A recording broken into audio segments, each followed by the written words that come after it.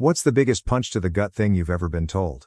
When I returned home from my 18-month deployment in Afghanistan, I thought my kids would still love me. Watching those soldiers coming home videos was the only thing that got me through seeing all of my friends getting shot dead. So when I walked in the door and my children didn't even hug me, my heart completely broke. They didn't even look up from their iPads when they said hello. Like Temple Run was more important than their dad coming home. That's when I heard a crouching down the stairs. It was my in-laws. They hugged me tightly. We've been waiting for this moment for so long. This warmed my heart, and I hugged them back. Then my wife popped out of nowhere and lightly hugged me too. That's when I tensed up, because as I glanced around the room, I noticed it had been filled with empty moving boxes and suitcases. And I guess they noticed me staring, because that's when they broke the news. Maria, my wife, was struggling to take care of everything while you abandoned your family. So we moved in to help. My mother-in-law said the word abandoned like it was a joke, but it felt real. I froze in my tracks. Because Maria and I had countless conversations before I left for the war. She was the one who convinced me that it was a good idea to go. Well, other ex-soldiers had already warned me that things would seem off in the first week of returning. So I shoved my pain away and told myself it was only a matter of time before things went back to normal. That night for dinner, I cooked my famous roast chicken, the one with homemade rosemary garlic butter and creamy mashed potatoes. Before I left, my kids would practically beg for me to cook this every day. But now, nothing. Not even a thanks, Dad. We were eating in silence when my youngest son, 5, Lucas, dropped his plate on the floor. Suddenly my system raced into action. I quickly stood up and ducked under the table, whispering a countdown from 5 like I had done in the war. But when I got to 1, nothing happened. That's when I realized I was back home. I took a deep breath and sat back down, and instead of my wife comforting me, she stared at me with horror. Her mother was typing something furiously on her phone. I had no idea they had been filming me the whole time. Emma, my daughter, and Lucas were whisked away before I could even apologize to them. The next few months were brutal. My wife was as distant as ever, and my kids refused to do anything with me. The only thing there for me was my PTSD symptoms. And one day, I woke up to a knock at the door. It was a caseworker. "Mr. Hanley, I'm from Child Protective Services. We've received concerning reports about erratic behavior around your children." She then showed me something that still makes my skin crawl. Right there on her phone was a video compilation of my PTSD flashbacks, completely taken out of context. I had been framed to look unpredictable and show evidence of violence. I gripped onto the door frame to stop myself from collapsing. That's when my wife appeared behind me. I thought she was going to defend me, but no. "I think it's best if you stay somewhere else for a while, for the children's safety." Her parents flanked her like bodyguards, my MIL still filming on her phone. I knew if I didn't leave right then and there, it would provide more evidence of being a bad father. So I left my own home with nothing but a trash bag of my dirty clothes and a phone charger. I had only kept 20% of what I earned from being a soldier, with the rest going to my family. But there were only $3.05 sitting in my bank account. I texted Maria, and she responded instantly. "Investment opportunities? Your parents needed it more than we did." I stared at my phone, tears blurring my vision. My days became filled with depression naps in my truck, showering at the gym, and eating free food from the local church. I was sitting in a Taco Bell when I saw Jake. We'd served together, survived an ambush together. Now he's a lawyer. "Brother, what the hell happened to you?" When I told him everything, his jaw clenched. "Those videos, were they recording you without consent?" When I nodded, he smirked. "You know that's illegal in this state." And for the first time since I was deployed, I smiled back. Jake worked for free, fueled by pure rage. And after just a day, he found something that changed everything. I deleted a folder on my iPad, one that was still connected to Maria's iCloud account. What I saw made my stomach churn. Video after video of Maria coaching the kids, training them to ignore me when I was around. "Remember, if anyone asks, you don't feel safe with Daddy," she said casually, as if she was talking about the weather. And in the background of all of the videos was a man I recognized instantly, her CrossFit gym friend, the one I had always seen checking her out, now rubbing her shoulders while she taught our children to lie about me. That's when I knew I needed full custody. I scrolled through the folder with shaking hands. There were over 200 videos, each one dated and organized by month. The earliest one started 6 months ago, right around when Maria had started acting strange. I clicked on one from 3 months back. Emma sat on Maria's lap while Brad leaned against the kitchen counter, arms crossed. "What do you say when the judge asks about Daddy?" Maria asked sweetly. "That he scares me," Emma recited, her voice flat and rehearsed. "Good girl. And what else?" "That he yells really loud and throws things." Brad stepped forward, ruffling Emma's hair. "Maybe add that you cry when you see him. Judges eat that stuff up." My hands trembled so badly I nearly dropped the iPad. Jake grabbed it from me, his face darkening as he watched. We sat in that Taco Bell booth for 3 hours, going through video after video. Each one showed Maria drilling the kids on what to say, how to act, what lies to tell. Brad appeared in most of them, always offering suggestions, always touching Maria's shoulder or playing with her hair. "We need to file for emergency custody immediately," Jake said, already pulling out his laptop. "This is textbook parental alienation. No judge will ignore this." But when we filed the motion the next morning, things didn't go as planned. Maria's parents had hired Robbie Patterson, one of the most expensive family lawyers in the state. He showed up to the courthouse in a suit that probably cost more than my truck. "Your Honor," Patterson said smoothly, "given Mr. Hanley's documented PTSD and the concerning videos my client has provided, we request a full psychological evaluation before any custody modifications are considered." The judge nodded. "That seems reasonable. We'll schedule the hearing for 8 weeks from now, pending Dr. Leo's evaluation." 8 weeks. My kids would spend another 2 months being poisoned against me. Jake objected, arguing the coaching videos showed immediate harm, but Patterson dismissed them as taken out of context, without even viewing them. Dr. Leo's office smelled like expensive leather and old books. He had certificates covering every wall and a golf trophy on his desk. As he asked me questions about my deployment, my childhood, my marriage, I tried to stay calm and measured. Then I noticed a photo on his bookshelf. Dr. Leo in tennis whites, standing next to Carol at what looked like a country club event. "You know my mother-in-law?" I asked carefully. He glanced at the photo and smiled. "Oh yes, Carol and I play doubles every Sunday. Wonderful woman." My stomach dropped, but I kept my face neutral. Any complaint would make me look paranoid, so I answered his questions, knowing this evaluation was probably already decided. The supervised visit started 2 weeks later. I was allowed to see Emma and Lucas for 2 hours every Saturday at a sterile visitation center. Maria would drop them off, always making a show of hugging them extra tight. "Remember," she'd whisper loud enough for me to hear, "if Daddy tries to take you away forever, just scream for help." Lucas would start crying before she even left. "I don't want Daddy to take me away. I want to stay with Mommy." The supervisor would write notes while I tried to calm my sobbing 5-year-old, tried to explain I wasn't taking anyone anywhere, but the damage was done. Every visit started with tears and ended with the kids asking when they could go home. I noticed changes in Emma. Designer clothes I'd never seen before, a gold bracelet that looked real, new iPhone when she'd had a basic phone before. When I asked where they came from, she just shrugged. "Brad buys me stuff." "That's nice of him," I said through gritted teeth. "Does Brad live with you now?" "Sometimes. He and Mommy share a room." Jake tried to get the kids' school records, medical files, anything that might show the impact of what was happening. But every request hit a wall. The school needed both parents' consent. The doctor's office had misplaced the files. Even their teacher, Mrs. Bell, who'd always been friendly, now avoided eye contact when I waited outside school. Then Jake's investigator found something.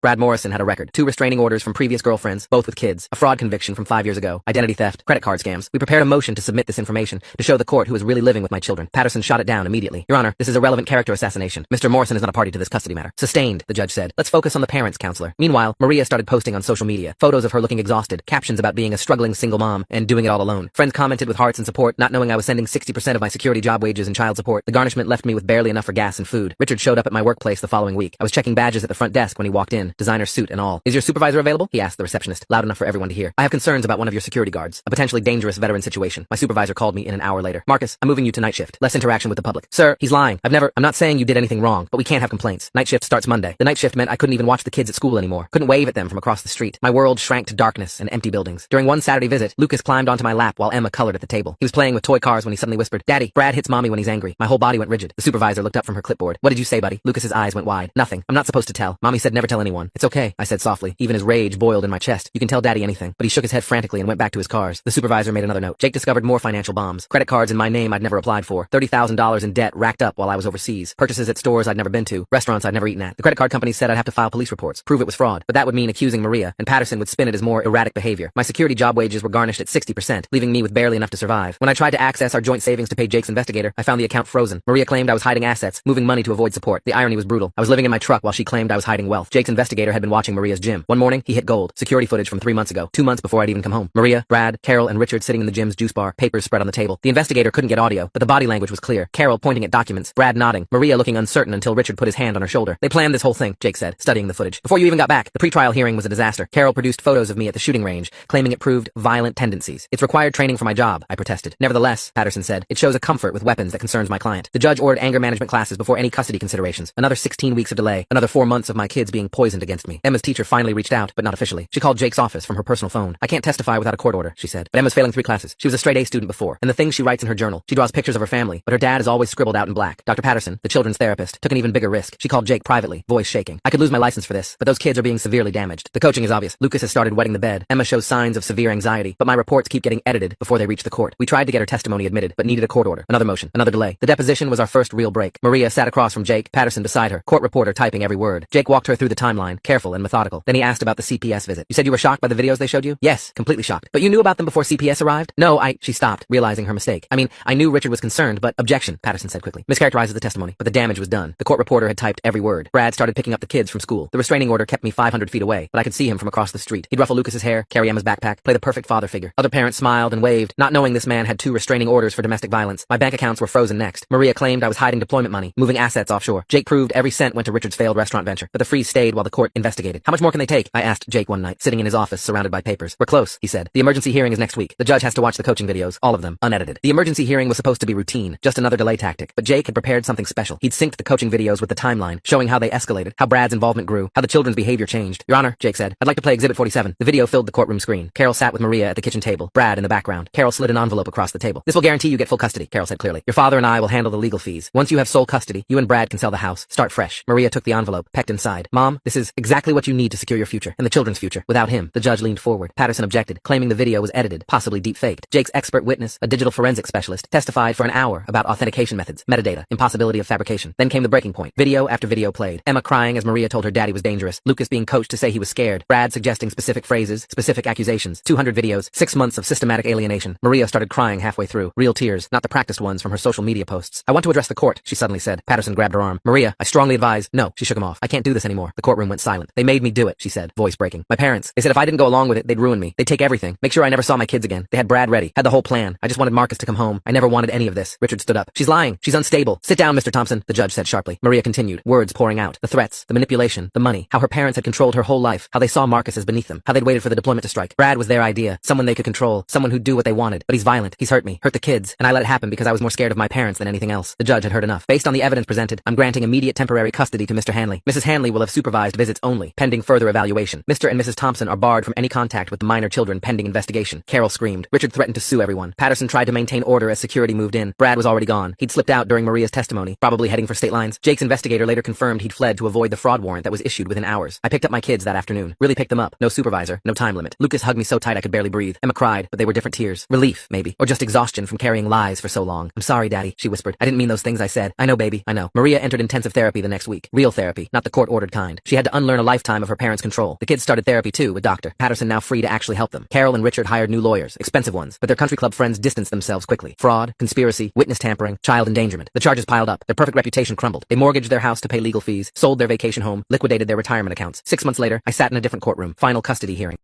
Maria sat across from me, but the hostility was gone. She looked healthier, clearer, like a weight had lifted. Your Honor, she said, I support Marcus having primary custody. I'm not ready. I need to work on myself, be the mother my children deserve. I know Marcus will take care of them while I do that. The judge granted it. Primary custody to me, supervised visits for Maria with a path to unsupervised as therapy progressed. Carol and Richard's trial was set for next month. They'd already lost everything that mattered to them, their money, their reputation, their control. I drove home with my kids that day, really home, our home. Lucas chattered about school from the back seat. Emma showed me her improved report card, grades climbing back up, normal kid stuff, beautiful, boring, normal kid stuff. That night, I cooked my famous roast chicken, the one with rosemary garlic butter. This time, Lucas helped mash the potatoes. Emma set the table without being asked. We ate together, talking and laughing. No iPads, no coaching, no lies between us. Dad, Emma asked as I tucked her in, are you going to stay forever now? Forever and always, baby girl. Forever and always. And for the first time since I'd come home from Afghanistan, I actually believed it. The weeks that followed felt like walking through a minefield. Every morning brought new challenges, new attempts to undermine the custody arrangement. Carol and Richard weren't going down without a fight, and they had resources I couldn't match. The first sign of trouble came when I tried to enroll Emma in her school's aftercare program. The administrator looked at her computer screen, then back at me with confusion. I'm sorry, Mr. Hanley, but our records show you don't have educational rights. That's impossible. I have primary custody. She turned her monitor toward me. There it was, a document filed just days before the emergency hearing, signed by Maria, removing me from all educational decisions. Jake later discovered Carol had Maria sign dozens of forms during those final weeks, creating a paper trail of restrictions that would take months to untangle. Lucas started having nightmares. He'd wake up screaming for his mother, then immediately apologize, as if showing any attachment to Maria was betraying me. Dr. Patterson worked with him twice a week, slowly unpacking the psychological damage. She showed me drawings he'd made during sessions, stick figures with angry faces labeled daddy, standing over smaller figures. When asked about them, Lucas would shut down completely. The coaching runs deep, Dr. Patterson explained during a parent consultation. He's been programmed to see you as a threat. It'll take time to rebuild that trust. Meanwhile, Emma retreated into herself. She'd sit at the dinner table, picking at her food, barely speaking.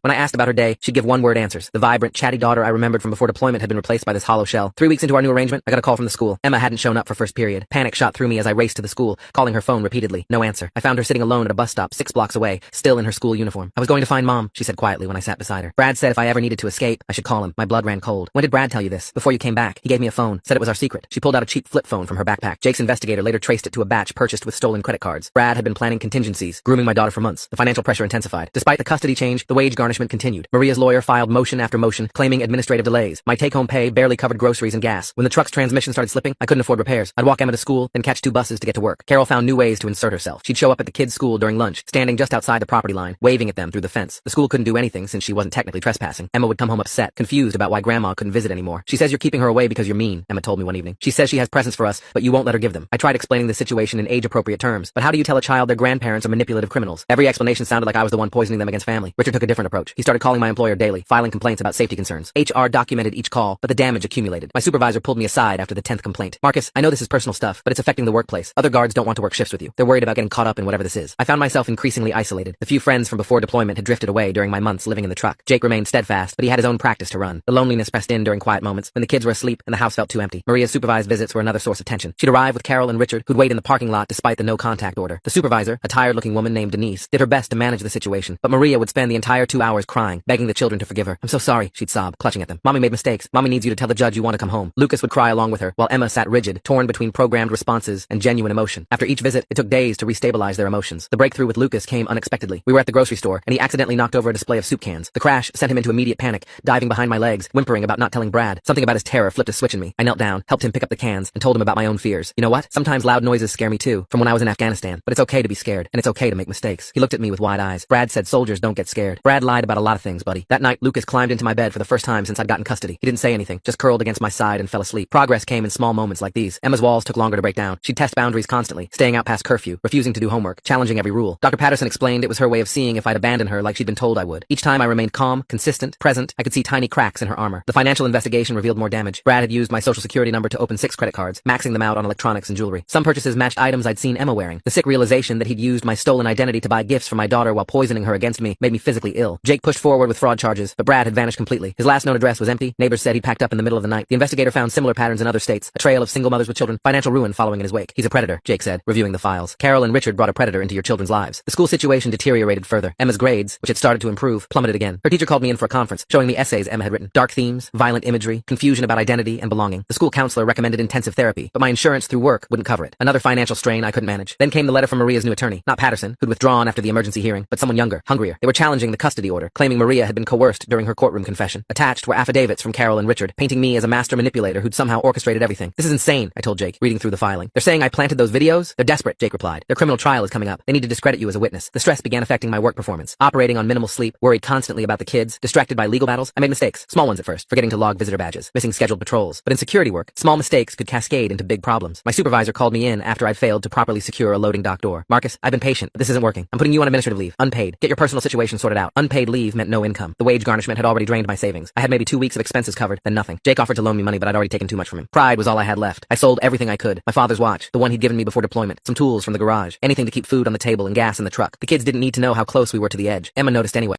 She found me one night at the kitchen table, surrounded by bills, calculator in hand, trying to figure out which ones could wait. Are we poor now? She asked quietly. We're managing, I said, trying to sound confident. She disappeared into her room and came back with the gold bracelet Brad had bought her. You can sell this. The gesture broke something in me. This child who'd been turned against me, offering up her possessions to help. I pulled her into a hug, and for the first time in months, she hugged back. Really hugged back. Not the stiff, obligatory embraces she'd been giving. We don't need to sell your things, I told her. We're going to be okay. She pulled back, studying my face. You promise? You're not going to leave again? I promise. I'm never leaving you and Lucas again. Something shifted in her eyes. Trust, maybe. Or at least the beginning of it. The next morning brought another crisis. Lucas's school called. He'd had an incident, the secretary said carefully. When I arrived, I found him in the principal's office, shirt torn, face streaked with tears. He'd attacked another student who'd said something about his dad being a bad soldier. He said you cold people, Lucas sobbed. He said Brad told his mom you were dangerous. Brad's poison spreading even in his absence. I held Lucas while the principal explained the zero-tolerance policy on violence. 3-day suspension. Another mark against us in the custody battle. Dr. Patterson called an emergency session. Lucas drew picture after picture of soldiers and families, trying to reconcile the father he was starting to trust with the monster he'd been taught to fear. Progress was painfully slow. Meanwhile, Carol and Richard's campaign continued. They couldn't contact the children directly, but they found ways around it. Presents delivered to the house with no return address. Cards slipped under the door, always reminding the kids they were loved, they were missed, they were being kept away unfairly. I started finding Emma on the phone at odd hours. She'd hang up quickly when I entered the room. When I checked the call log, the numbers were always different. Untraceable burner phones. Carol had learned from Brad's playbook. Who were you talking to? I'd ask. Nobody, she'd say, not meeting my eyes. The supervised visits grew more chaotic. Maria showed increasing instability. 1 week catatonic with depression, the next manic with promises of Disney trips and new toys once she got them back. Denise documented everything, but Maria's new attorney spun it as a loving mother driven to desperation by unfair separation. Jake discovered Maria had stopped attending therapy after just 3 sessions. Her attorney claimed she couldn't afford it, despite Carol and Richard's deep pockets. Another manipulation, making her look like a struggling victim rather than a willing participant in the conspiracy. The financial noose tightened further. The mortgage company called. Maria had apparently taken out a second mortgage months ago, forging my signature. The payments were past due. Foreclosure proceedings would begin if I couldn't catch up. Another impossible expense added to the pile. How is this legal? I asked Jake desperately. How can they keep doing this? It's not legal, he said grimly. But proving it, prosecuting it, getting restitution, that all takes time. Time they're counting on you not having. He was right. Every day felt like drowning in slow motion. Get the kids up, fed, to school. Bus to job interviews that went nowhere once they checked references and found the dangerous veteran complaints. Back home to help with homework, make dinner from whatever was on sale, pretend everything was normal. Then, after bedtime, back to the kitchen table, trying to make numbers work that simply didn't. Emma started taking on responsibilities she shouldn't have to. Packing Lucas's lunch, helping him with homework, trying to fill the gaps while I juggled everything else. 10 years old and already parentified by circumstances beyond her control. One evening, I found her teaching Lucas the same lies Maria had coached into them, but reversed. If anyone asks about Mom, you say she's sick, Emma instructed him. Don't talk about Brad. Don't talk about Grandma and Grandpa. Just say everything is fine. Emma, stop, I said gently. You don't need to coach him. He can tell the truth. She looked at me with eyes too old for her face. The truth doesn't help us, Dad. I learned that already. The weight of what these children had endured, what they were still enduring, crushed me. They'd been turned into weapons, then shields, now trying to be protectors. Their childhood sacrificed to adult manipulations. The next court date approached like a storm system. Maria's attorney had filed 17 different motions, each requiring responses, each costing time and money we didn't have. Jake worked 18-hour days preparing, but we both knew it was a war of attrition. They're trying to exhaust us, Jake explained. Make it so expensive and difficult that you'll accept a settlement. Shared custody, reduced support, anything to make this stop. But I couldn't. Not after everything. Not after seeing what that environment had done to my children. So we prepared for battle, knowing the odds were stacked against us. The week before court, everything accelerated. Richard was spotted talking to my former supervisor, no doubt planting more seeds of doubt. Carol hired a private investigator to follow me, documenting every moment, looking for any mistake to exploit. The pressure was suffocating. Then Lucas said something that changed everything. We were having breakfast, and he suddenly looked up from his cereal. Dad, I remembered something about the videos Mom made. I kept my voice carefully neutral. What did you remember, buddy? Grandma had a camera too, a different one. She said it was for insurance. Insurance. Another set of videos. Jake's investigator went to work immediately, but finding them would take time. Time we were running out of. The financial crisis reached critical mass when the power company sent a disconnection notice. 3 days to pay or lose electricity. I kept the kids in the dark about our money troubles, but this would be impossible to hide. That night, I sat them down for an honest conversation. Things are tight right now, I explained carefully. We might have to make some changes. Are we going to be homeless? Lucas asked, his voice small. No, buddy. I won't let that happen. Emma studied me. Is this because of Mom and Grandma and Grandpa? I chose my words carefully. Adults sometimes make choices that affect everyone, but we're going to get through this together. That night, after they were asleep, I did something I'd sworn I'd never do. I called my brother in Oregon, the one I hadn't spoken to since before deployment. He listened to the whole story without interrupting, then simply asked for my bank account number. The power stayed on. Small victories mattered. Lucas started sleeping through the night without nightmares. Emma rejoined her school's art club, something she'd loved before everything fell apart. These normal moments felt like miracles after months of crisis. But the other side wasn't done. 3 days before the hearing, Jake got a call. Patterson, the expensive attorney, was back on the case. Carol and Richard had liquidated more assets, hired a team of lawyers, expert witnesses, even a jury consultant. They were treating this like a corporate takeover, not a custody dispute. They're scared, Jake said. The criminal trial is next month. If they lose custody definitively, it strengthens the prosecution's case. Fear made them them more dangerous. The next day, Emma came home from school in tears. Someone had distributed flyers at pickup time. Her school photo next to the words, "Missing, taken from loving family." Carol's work, no doubt. Skating just inside legal boundaries. Everyone was staring at me, Emma sobbed. They think you kidnapped us. I held her while she cried, feeling rage build in my chest. Using my children as weapons was one thing. Publicly humiliating them was another. Jake filed for an emergency restraining order, but the damage was done. Lucas withdrew again, afraid to go to school, afraid of what people would say. The progress we'd made evaporated overnight. Dr. Patterson called it re-traumatization, warned it could set back months of therapy. 2 days before court, Maria requested an emergency visit outside the normal schedule. Against Jake's advice, I agreed. She arrived alone, looking healthier than she had in months. The conversation that followed surprised everyone. "I want to make a deal," she said quietly, Denise listening from the corner. "I'll support your custody if you drop the criminal charges against my parents." "I can't drop charges I didn't file," I reminded her. "The state is prosecuting them, but your testimony is key. Without it, they might get probation." I studied my wife, trying to find the woman I'd married beneath the layers of manipulation and damage. "They hurt our children, Maria. They brought Brad into their lives. They destroyed us financially. They need to face consequences. They're my parents," she whispered. "They're all I have left. You have Emma and Lucas. Focus on being the mother they need, not the daughter your parents want." She left without another word, but something in her expression gave me hope. Maybe, underneath it all, she was starting to see the truth. The night before court, I couldn't sleep. I sat in the kitchen, reviewing everything Jake had prepared. Testimonies, evidence, financial records showing the systematic destruction of my life. It felt like preparing for combat all over again, except this enemy knew all my weaknesses. Emma found me there at dawn. She climbed into my lap, something she hadn't done in over a year. "Are you scared?" she asked. "A little," I admitted. "Me too." She paused, then added, "But we're going to win, right? We're going to stay together?" I held her close, breathing in the scent of her strawberry shampoo, memorizing this moment of peace before the storm. "We're going to fight for it, baby. That's all we can do." As the sun rose, casting long shadows through our kitchen window, I prepared for the battle that would determine our future. Win or lose, I'd given everything to protect my children. In the end, that's all any parent could do. The morning of court arrived with an unexpected development. Jake called at 5 a.m., his voice electric with urgency. He'd received an anonymous package containing a USB drive. The contents made my hands shake as I watched on his laptop. Carol had indeed kept her own recordings, not just backup videos, but footage of her coaching Maria on how to coach the children. Layer upon layer of manipulation, all documented by her own hand. In one video, she sat with Brad at her dining table, sliding cash across to him. $20,000 now, 40 when Marcus loses custody, she said clearly. "Just keep playing the loving boyfriend role." Brad counted the bills, nodding. "What about the kids? They're getting harder to control." "Children are simple. Fear and rewards. Increase both." Jake immediately filed to submit the new evidence, but Patterson's team fought back hard. They demanded authentication, chain of custody verification, claiming the anonymous source made it inadmissible. The judge scheduled an emergency session for that afternoon to review. I dropped the kids at school, trying to keep my expression neutral. Emma sensed something anyway, grabbing my hand at the entrance. "Today's the big day, isn't it?" "Just another hearing, sweetheart." She squeezed tighter. Lucas had another nightmare about Brad coming back. My jaw clenched, but I kept my voice steady. "Brad's never coming back." The courthouse buzzed with activity when I arrived.